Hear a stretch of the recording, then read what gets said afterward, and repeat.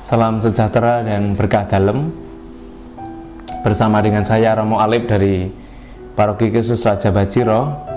Pada hari ini tanggal 23 Desember mengajak ibu bapak, saudara-saudari dan para sahabatku untuk bermenung bersama, di mana Injil pagi ini yang akan kita renungkan diambil dari Injil Lukas bab 1 ayat 57 sampai dengan 66. Maka mari kita hening sejenak, kita mohon rahmat supaya kita dikaruniai berkat dari Tuhan sendiri untuk bermenung pada hari ini.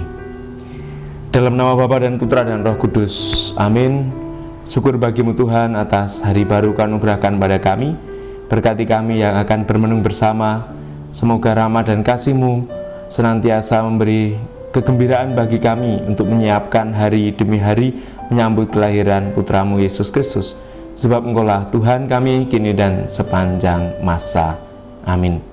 Tuhan sertamu dan sertamu juga. Inilah Injil Yesus Kristus menurut Lukas. Dimuliakanlah Tuhan. Injil Lukas bab 1 ayat 57 sampai dengan 66. Genaplah bulannya bagi Elisabet untuk bersalin, dan ia melahirkan seorang anak laki-laki.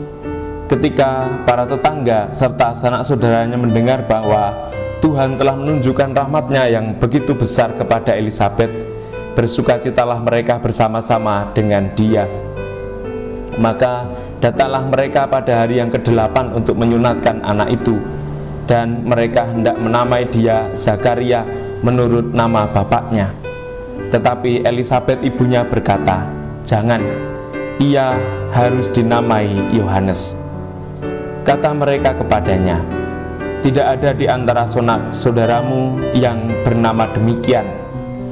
Lalu mereka memberi isyarat kepada bapaknya untuk bertanya, nama apa yang hendak diberikannya kepada anak itu. Zakaria meminta batu tulis, lalu menuliskan kata-kata ini, namanya adalah Yohanes. Dan mereka pun heran semuanya. Ketika itu juga terbukalah mulut Zakaria dan terlepaslah ikatan lidahnya. Lalu ia berkata-kata dan memuji Allah. Maka ketakutanlah semua orang yang tinggal di sekitarnya dan segala peristiwa yang menjadi buah tutur di seluruh pegunungan Yudea. Semua orang yang mendengarnya merenungkannya dan berkata, "Menjadi apakah anak ini nanti? Sebab tangan Tuhan menyertai dia."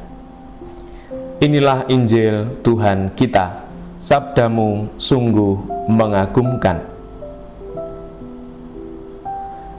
Menjadi apakah anak ini nanti? Sebab tangan Tuhan menyertai dia. Ibu bapak, saudara-saudari yang terkasih dalam Tuhan, peristiwa yang dialami Zakaria dan Elisabet adalah peristiwa yang menggembirakan, di mana kedua pribadi ini dipilih oleh Allah untuk mengalami sukacita dan kegembiraan. Yohanes, anak yang telah lama dinantikan, menghapus aib keluarga Zakaria dan Elisabet yang mandul itu.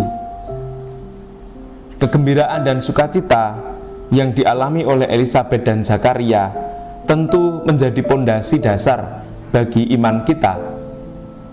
Mengingat bahwa tidak lama lagi kita pun juga akan bergembira karena Sang Juru Selamat akan lahir di antara kita. Emmanuel, Allah menyertai kita. Maka kelahiran Yohanes yang juga menjadi kegembiraan dan sukacita bagi Zakaria dan Elisabet, aibnya telah dihapus.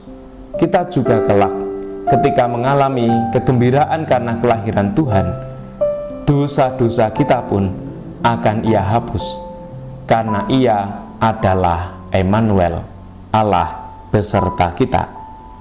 Maka ketika mereka orang banyak bertanya, menjadi apakah anak ini? Sebab tangan Tuhan menyertai dia.